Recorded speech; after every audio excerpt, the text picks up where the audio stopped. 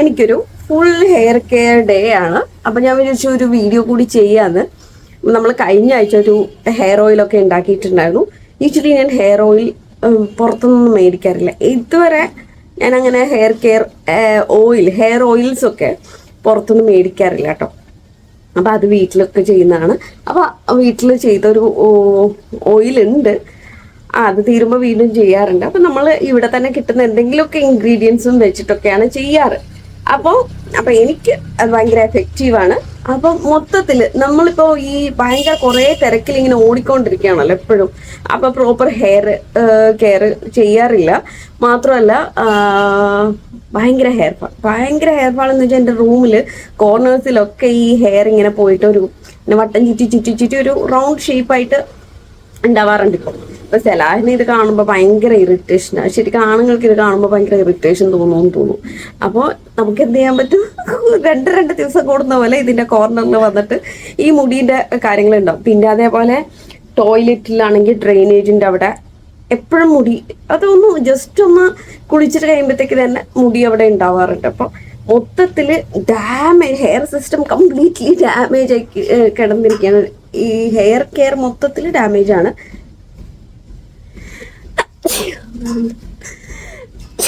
Sorry,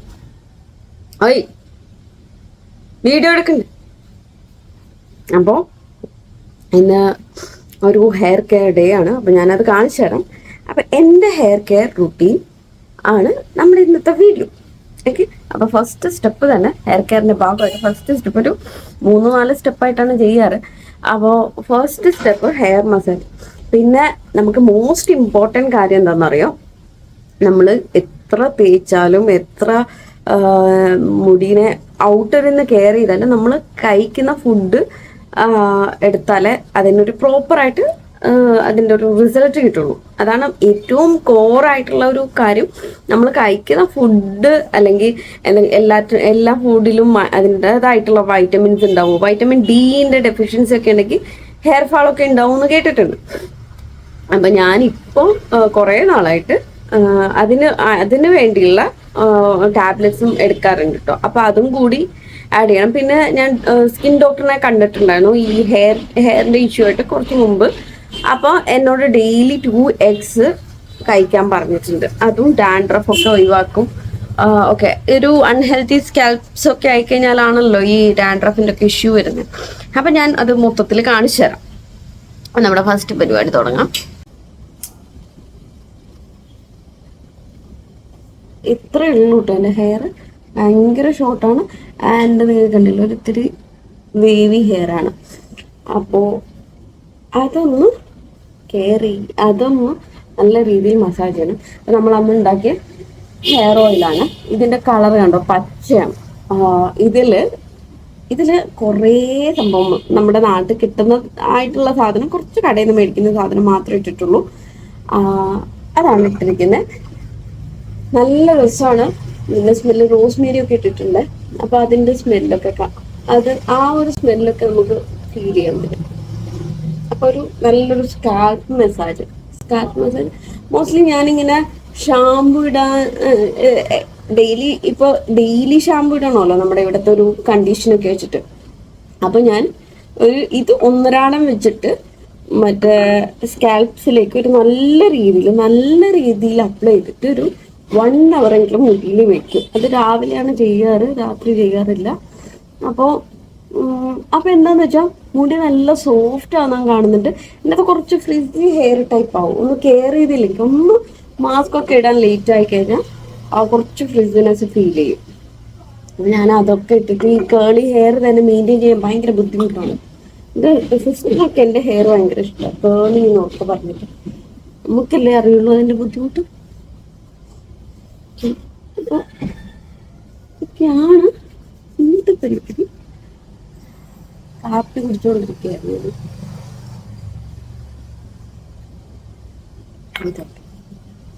അപ്പോൾ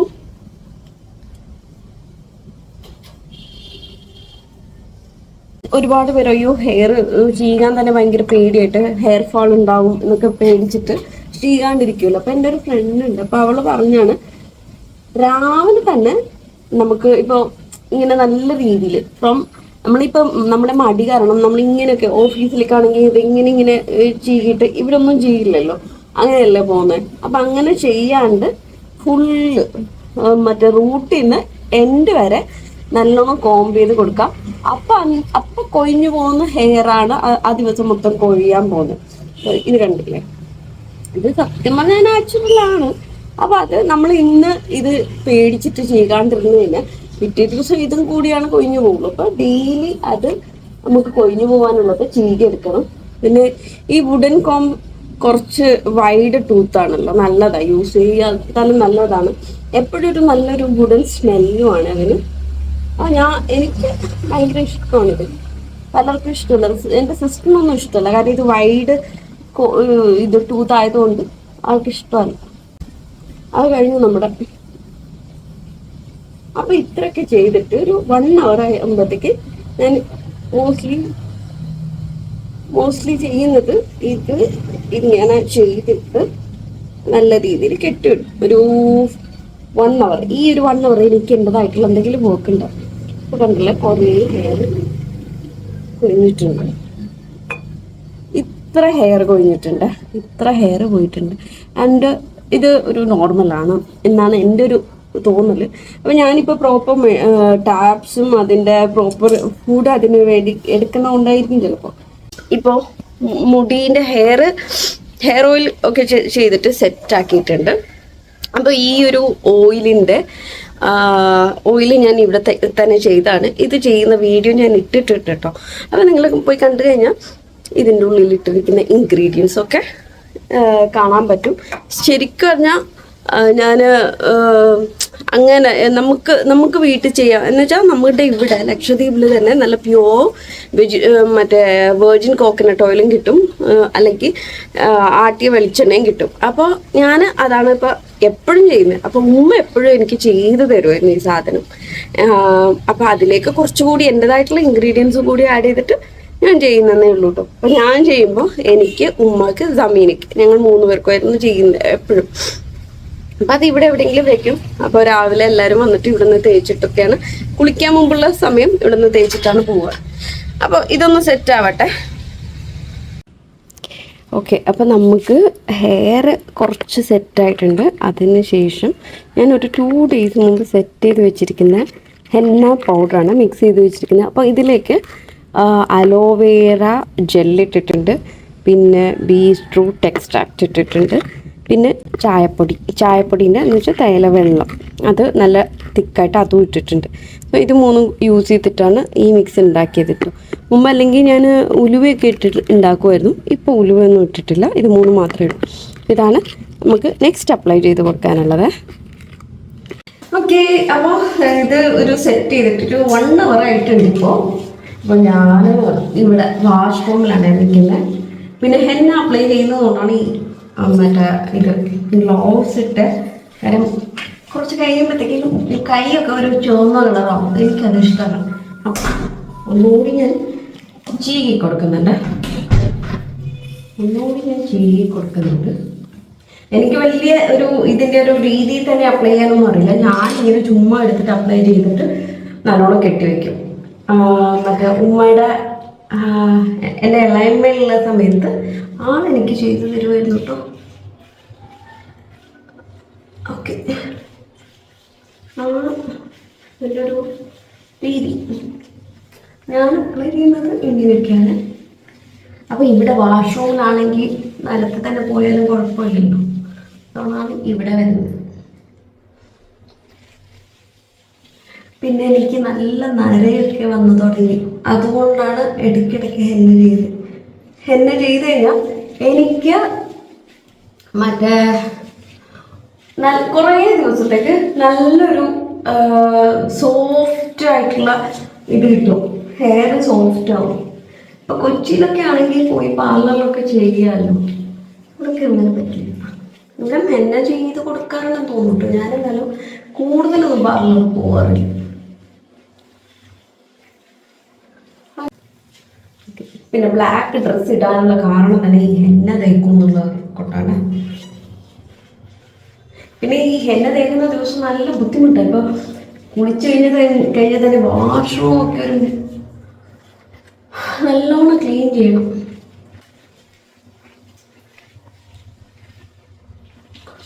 അപ്പോൾ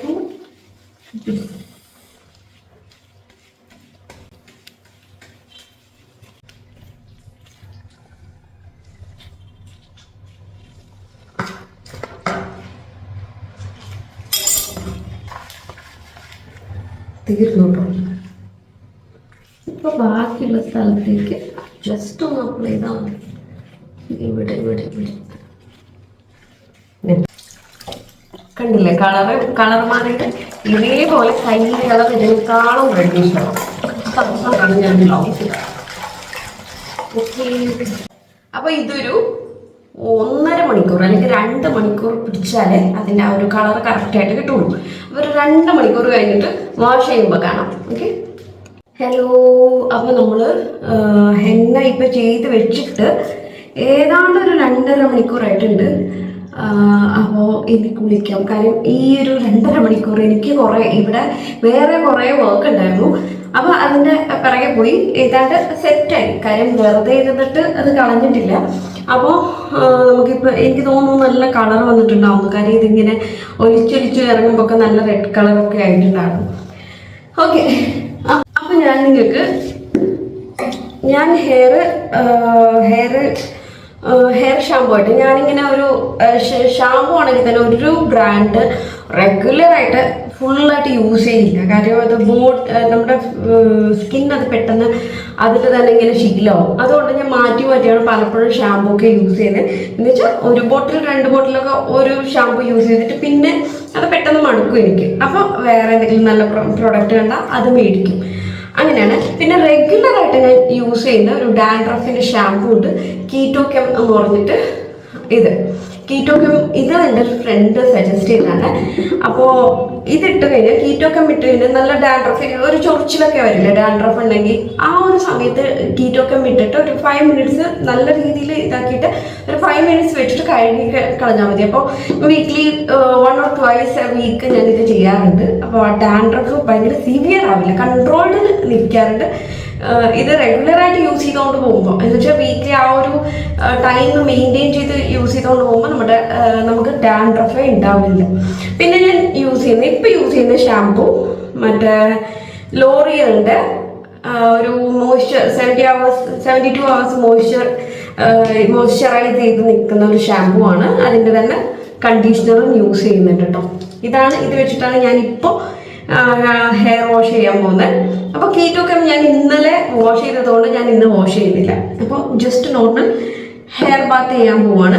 പിന്നെ ഞാൻ ഇങ്ങനെ നല്ല രീതിയിൽ ഓയിൽ ഇട്ട് പിടിപ്പിച്ച് കഴിഞ്ഞിട്ട് ഒരു 5 മിനിറ്റ്സ് അല്ലെങ്കിൽ 10 മിനിറ്റ്സ് ഷാമ്പു ഇടാൻ മുമ്പ് വേറൊരു സാധനം കൂടി റെഗുലർ ഡേയ്സിൽ യൂസ് ചെയ്യാറുണ്ട്. അതും വീക്ക്ലി 1 or 2 times ആണ്. അത് ഞാൻ കാണിച്ചു തരാം.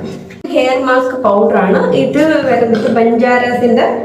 ബഞ്ചാരാസിൻ്റെ ഒരു ഹെയർ പൗഡറാണ് ഇതൊരു 2 സ്പൂണൊക്കെ എടുത്തിട്ട് അത് മിക്സ് ചെയ്തിട്ട് ഇതിൽ കുറേ ശീകക്കായ് അങ്ങനത്തെ കുറേ സംഭവങ്ങളൊക്കെ ഉണ്ട്. അപ്പോൾ ഇത് നല്ലോണം ഒന്ന് പേസ്റ്റാക്കി വെച്ചിട്ട് നമ്മൾ ഓയിൽ തേക്കാൻ മുമ്പ് ഞാൻ പേസ്റ്റാക്കി വെക്കും. പേസ്റ്റാക്കി വെച്ചിട്ട് അപ്ലൈ ചെയ്തതിന് ശേഷം ഒരു 1/2 മണിക്കൂർ കഴിഞ്ഞിട്ടാണല്ലോ വാഷ് ചെയ്യുന്നത്. അപ്പോൾ വാഷ് ചെയ്ത് തലയിൽ തേച്ച് പിടിപ്പിക്കും. എന്നിട്ട് ഞാൻ എൻ്റെ ഡ്രസ്സ് എന്തെങ്കിലും ഉണ്ടെങ്കിൽ അയൺ ചെയ്യുമ്പോൾ ആ സമയത്ത് ഇതൊരു 5 മിനിറ്റ്സ് അല്ലെങ്കിൽ 10 മിനിറ്റ്സ് ഇരുന്നാൽ മതി, കുഴപ്പമൊന്നുമില്ല. അത് കഴിഞ്ഞിട്ടാണ് ഞാൻ ഷാമ്പു ഇടുന്നത്. ഓക്കെ, ഇതും നല്ല രസമാണ്. ഇത് പിന്നെ എല്ലാവർക്കും ഇഷ്ടപ്പെടില്ല. ഒരു ആയുർവേദിക് സ്മെല്ല് ഇഷ്ടപ്പെടാത്തവർക്കൊന്നും ഇഷ്ടപ്പെടില്ല. ഹെയറിന് ആ ഒരു സ്മെല്ല് വരും, ഒരു ആയുർവേദ സ്മെല്ല് വരും. എനിക്ക് ഭയങ്കര ഇഷ്ടമാണ്. ദമീനൊക്കെ ഇഷ്ടമല്ല. അപ്പോൾ അവൾക്ക് ഇപ്പോൾ ഞാനിങ്ങനെ കുളിച്ച് കഴിഞ്ഞാൽ വാഷ്റൂമിൽ കയറി കഴിഞ്ഞാൽ ഈ ആയുർവേദ സ്മെല്ല് വരും. അത് അവൾക്ക് ഇഷ്ടമല്ല. അപ്പം ഞാനിത് യൂസ് ചെയ്യാറുണ്ട്. ഇതും ഓൾട്ടർനേറ്റ് ഡേയ്സിൽ അല്ലെങ്കിൽ ഒരു 2 in a week മാത്രമേ യൂസ് ചെയ്യുന്നുള്ളൂ.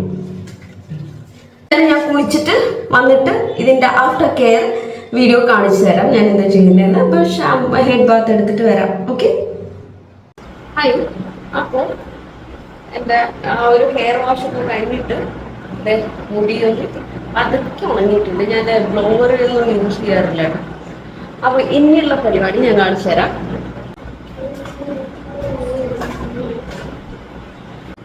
ഇനി മുടി കുറച്ച് വെട്ട് എന്ന് വെച്ചാൽ ഫുൾ ഡ്രൈ ആവാൻ മുമ്പ് ഹെയർ സീറം അപ്ലൈ ചെയ്ത് കൊടുക്കും കേട്ടോ. അപ്പോൾ മുടിക്ക് നല്ലതാണ്. അപ്പോൾ കുറച്ച് ഹെയർ മാത്രമേ അപ്ലൈ ചെയ്യുന്നുള്ളൂ. ഞാൻ പൊതുവേ